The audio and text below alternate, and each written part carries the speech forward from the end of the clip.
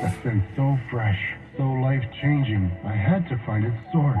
I didn't know if you were the woman in the pink freshly washed cardigan or the retired mailman next to me, but I knew one of you was my soulmate. Ah, the scent of Gain Flings. Add Gain scent beads for an even longer-lasting scent. KCBS traffic and weather together with a 6-day forecast coming up. The traffic watch, of course, is first with Kim Wonderly. She is helping you get to work this morning. We have a slowdown, Melissa, where we don't normally see one, and that's in Milpitas on the northbound side of 880. Just after 237, a crash here still in the far right lane. Traffic is now backing up from Montague Expressway or the Landis turnoff.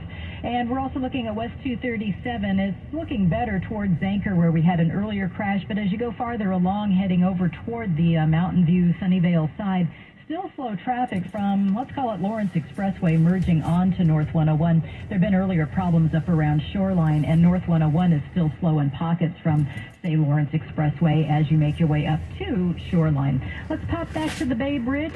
Taking a look, we have traffic backing up, not quite to the foot of the maze, but certainly a little bit beyond the West Grand Merge. Otherwise, traffic into the city is moving fairly well. Interstate 80, slow pockets after earlier problems right around Cutting Boulevard. So right at San Pablo Dam Road, on again, off again, slow traffic down to about Gilman in Berkeley. And if you see traffic trouble, you can always call us on the phone force line, 415-391-KCBS is that number. Your next update, 7:58 on the traffic leader, KCBS. And TV Sleep World 6-day forecast now. Expect sunshine once this overcast pushes to the immediate coastline. Highs today. Beaches 70s by the bay into the mid-80s inland. Same story for tomorrow. We'll have some widespread morning overcast, mostly sunny skies in the afternoon with similar temperatures. And Friday through Monday, Friday through Monday, actually Thursday through Monday, we should talk about continued sunny and warm with some overcast at the beaches. We really heat up on Friday and Saturday into the low 90s inland, but then cool down again Sunday and Monday. We've got traffic and weather together on the 8th on All News 106.9 and AM 740 KCBS. KCBS News Time 7:51. According to a letter obtained by SF8, San Francisco Brooke Jenkins looks to be backing Mayor London Breed's proposal for overhauling the surveillance ordinance across the city. This is with the intention of cracking down on open-air drug markets. For more on this, we're joined live on the KCBS Ring Central Newsline by KCBS insider Phil Matier. Phil, thank you as always. Now, this is not necessarily new, this London Breed's proposal, and there's already been some jockeying between her and San Francisco Supervisor Aaron Peskin. Tell us about the state of this proposal and what Brooke Jenkins' letter has, what impact it could have. Well, like you said, there's been this jockeying back and forth, and what we have here is differing ideas about public safety that's long been in San Francisco. One is that the police of the private sector cameras, security cameras, they have the ability to look at them on real time.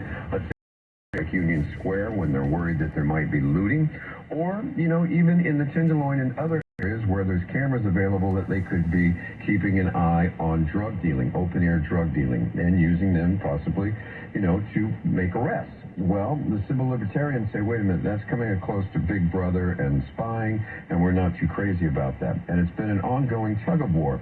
And what's interesting about the letter from the new district attorney is she is siding with the mayor who appointed her. And it is a change in direction because in the past, Chester Bodine was either silent or quietly opposed to such changes. And this is going to leave the board out on its own. I think we'll see a compromise come through on this. But there's also a couple of other changes you're going to be seeing already in this first week from the district attorney. She's asked, for example, for a review of all high-profile plea agreements that have been are still in the works. She wants to make sure they're okay and they're not necessarily too lenient. And she's taking a look at repeated offenses for selling drugs, not necessarily taking them, but selling drugs, especially in the Tenderloin. So with the surveillance ordinance, since this is ultimately up to the Board of Supervisors, is Brooke Jenkins' letter going to have any impact whatsoever? Yeah, it is. I think it is. And here's the politics of it. In the past, when the mayor or someone has proposed things like this, the board has been able to say, well, that's what the mayor wants, and maybe that's what the police chief wants, but we're not hearing anything from the district attorney. It doesn't just with Chester Bodine. In the past, George Gascon had, concerns about civil liberties as well. So this will take that away. They're not going to be able to say, well, the DA is not for it, and, so there's not even agreement among law enforcement about what to do. It will be basically, the law enforcement, which would be the DA, the mayor, and the police chief, up against the Board of Supervisors, possibly. Some of the Board of Supervisors. So that's going to change sort of like the strength on each side. And if the board says no, then they'll be the ones saying no. And they can't say, we're not just the only ones saying no. All right, Phil, we thank you as always. That's KCBS Insider Phil Matier, who will be back with Patty and Chris this afternoon at 5:50. It is Money Watch time with KCBS with Jason Brooks, who's talking about outsourcing a popular brand. Melissa, made in the USA will no longer be found on Peloton gear. The New York-based company is shutting down its in-house manufacturing of its exercise bikes and outsourcing all production to its partner in Taiwan, Rexon Industrial. Peloton has been in cost-cutting mode over the past year as sales have waned and its stock is cratered by more than 90%. The company says it needs to simplify its business and the supply chain is a key area. Shares in Peloton moving up on that news.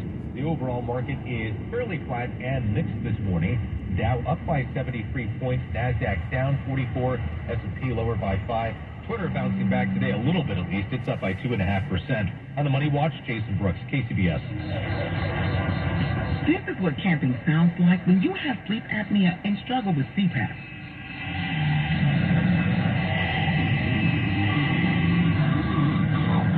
And this is what camping sounds like when you have Inspire to treat sleep apnea and don't need a CPAP.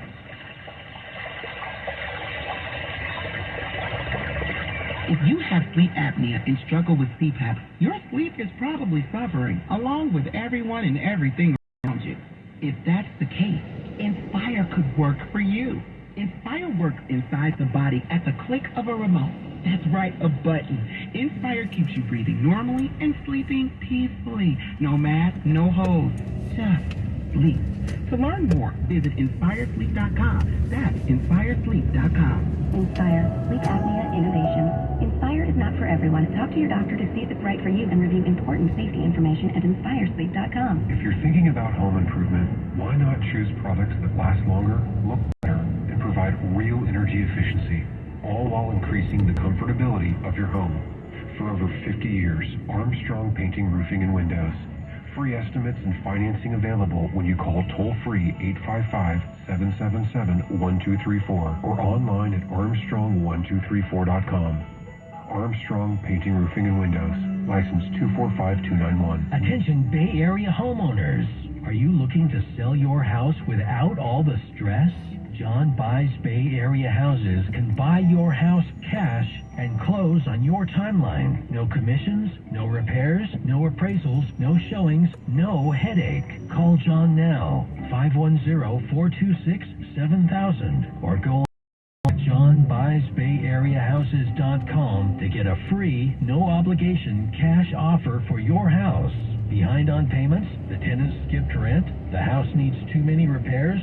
Not a problem. John buys houses in any condition and deals with any situation. There's a reason why John Buys Bay Area Houses is the most trusted home buyer in the Bay. Go online to get your offer today. johnbuysbayareahouses.com or call 510-426-7000. That's 510-426-7000. KCBS News Time, 7:58. We are back on the roads now with Kim Wonderly. She is in your local Honda dealer's traffic center. Yes, the Altamont Path still crowded getting there. 205. That's mostly stop and go out of Tracy from 11th Street. You pass Grant Line. There had been a crash. Should be off to the right shoulder with a big rig and a small sedan. It stays slow toward the top of the hill. We are still looking at delays into Mill. Northbound on 880 from Montague Expressway out to Highway 237. There was a crash there that may still be in the far right lane.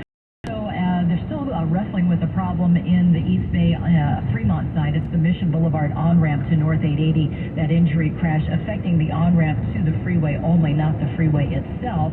We're still looking at delays, though, northbound 880 coming up through Oakland. There had been an earlier stall up by Oak Street. They finally cleared that downtown.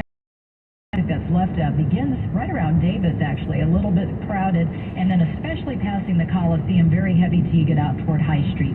Next, 08 on the traffic leader, KCBS. Mostly sunny skies expected throughout the afternoon today, with highs today getting into the 60s at the beaches, into the mid-80s inland. Traffic and weather together on the 8th on KCBS. It is Tuesday, July 12th, 2022. Coming up on KCBS. I'm Megan Goldstein near Yosemite National Park, where crews are doing all they can to slow the Washburn fire, which is threatening homes and a famous grove of red in the park. I'm Kathy Novak. After intense debate, it looks like San Francisco voters will get to decide whether cars should be allowed on JFK Drive. And a new push by the White House to increase booster shots as COVID cases rise in many states. CBS News is next. When you need to know, KCBS AM, KFRC FM, and HD1. Cisco, Oakland, San Jose, and all key stations. This is CBS News on the Hour, presented by Dell.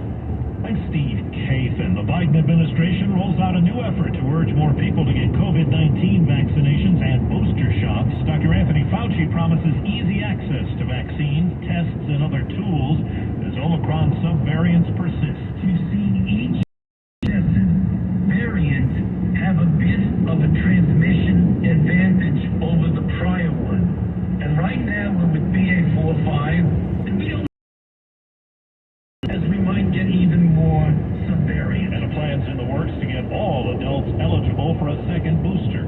In just a few hours, the House panel investigating the Capitol attack convenes for a new hearing. The committee is expected to drill down into a December 2020 White House meeting involving Trump associates Giuliani and Michael Flynn, and are allegedly discussing the possible seizing of voting machines.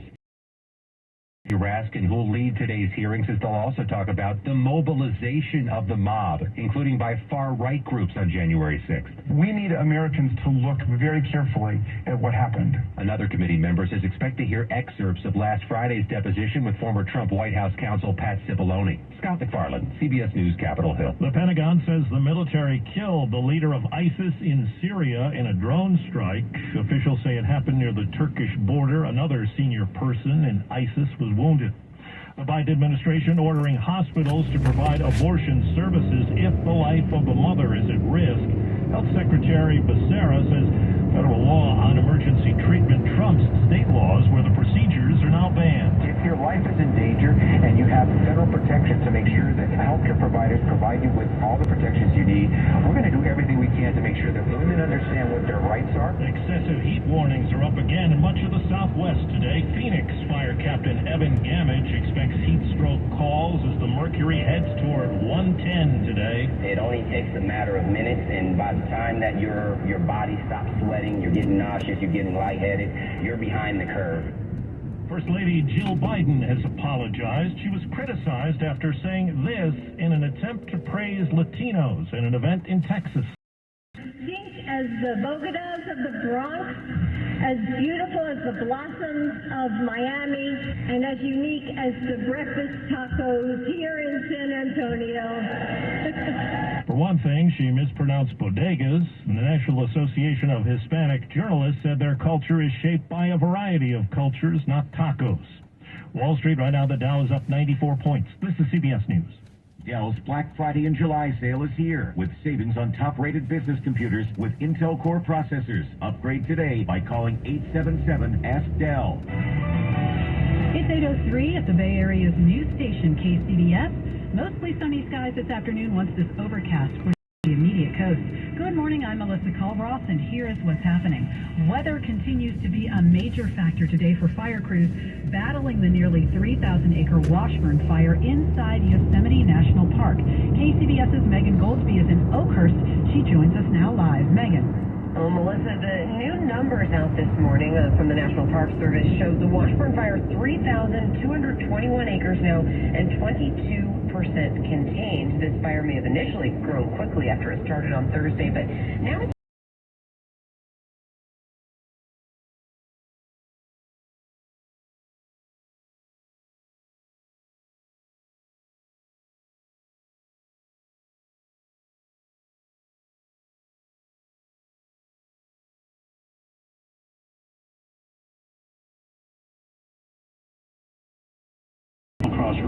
fault or us as people, so we have to figure out. So residents of Wawona, that's a small town inside the park boundaries, which is evacuated, they're being told there's no estimate for when they'll be able to get back home. So you can imagine how that extends to you if you have a vacation planned in Yosemite in the next few weeks. They should continue to check the park website.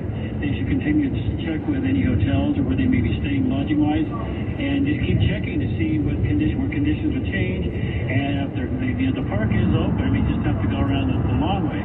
The fire is still threatening the Mariposa Grove of giant sequoias, but Ruggiero says they've been doing prescribed burns in that area for 50 years, and they are now using sprinklers to keep the tree roots wet as the fire approaches. The started by a human, there has not been any light strikes or high winds in the area. The weather actually has been helping firefighters out a bit. Of course, it's been hot, which makes it hard for them to battle the fire in those rugged much wind. In fact, in Oakhurst, I'm actually looking at a blue sky, the smoke moving the other direction. Reporting live near Yosemite, Megan Goldsby, KCBS. Thank you, Megan. And of course, stay with KCBS. We will be hearing from Megan, who is near Yosemite National Park throughout the day today. Well, supporters of a move to reopen JFK Drive Gate Park to Vehicles say they have submitted enough signatures to take the question to voters in the November election. The San Francisco Board of Supervisors recently voted to keep the street permanently car-free. The closures were designed to give people more space during the pandemic, but longtime Richmond District resident Richard Correa says many people have no choice but to use cars. And over the last 3 years, I've my neighbors, my friends, my family, my merchant friends, folks with disabilities, people excluded from areas that they could use regularly pre-pandemic. Disability rights advocate Howard Chabner uses a power wheelchair and says it's much harder to access parts of Golden Gate Park. We're trying to go back to the way it was pre-pandemic, which is closed Sundays and half the Saturdays of the year. And reopen a stretch of the Great Highway. But Supervisor Dean Preston believes the matter has already been settled. I don't think it's an issue that needs to go to the ballot. I think it's been decades of discussion, and it's been a wonderful thing to have JFK open to pedestrians and cyclists. In San Francisco, Kathy Novak, KCBS. A 25-year-old computer engineer was murdered 30 years ago just a mile away from her work at Adobe. And now, as KCBS's Jennifer Hodges reports, a tech CEO has been arrested for the third time in connection with the crime. John Woodward, the CEO of Ready Tech, was arrested over the weekend when he landed in New York. He's been living in the Netherlands. He was tried in murder of Lori House 2 times already, but both times was acquitted. New DNA evidence on a rope used to strangle her led to the arrest. Lori's sister spoke to KPIX 5. It feels good in a way to have justice. It doesn't cure the problem. It's not like if you win, you get your sister back. It doesn't happen. So it's been an interesting kind of roller coaster of emotions. Woodward was the roommate at the time with House boyfriend. Mountain View police say he was jealous of the time the two spent together. Rio submitting the DNA is what led to Woodward's arrest for the third time by Mountain View police. It's incredibly rewarding and very emotional to understand that we could have an impact like this on a family. The new DNA lab work did link Woodward to the crime. Jennifer Hodges, KCBS. 8:08. Let's hop over to your local Honda dealer's traffic center to check in with Kim Wonderly, who is helping you get to work this morning. All right, we're taking a look at traffic along the Highway 4 corridor. This report brought to you by Pacific Private Money. Crash has just been reported on the Pittsburgh side. Westbound Highway 4 looks to be right around Railroad Avenue. First report has it in the center divide. 3 cars involved here, though, but we do see traffic is backing up as you make your way, let's call it from Loveridge out to the scene of that crash. That remains slow, though, all the way out to the Willow Pass side. So this is a commute that's definitely slowing down. Also, southbound 242, if you're coming down through Concord, there has been some wood debris reported in the middle lanes right before Concord Avenue. And up and go now, almost back from Olivera Road, so that stretch is heavy. More slowing merging on to 680 as you make your way toward Walnut Creek. It starts to loosen right around Treat. The Pacific Private Money Bridge report looks at the Bay Bridge. We're backed up just to the West Grand. Farther than that, so that kind of remains steady. Richmond-San Rafael Bridge, not too bad. We're slow from Castro Street on westbound 580 out to the Toll Plaza. A couple sluggish spots as you make your way over to the side. And we look great on the peninsula spans, both the Dumbarton and the San Mateo bridges. No problems to report.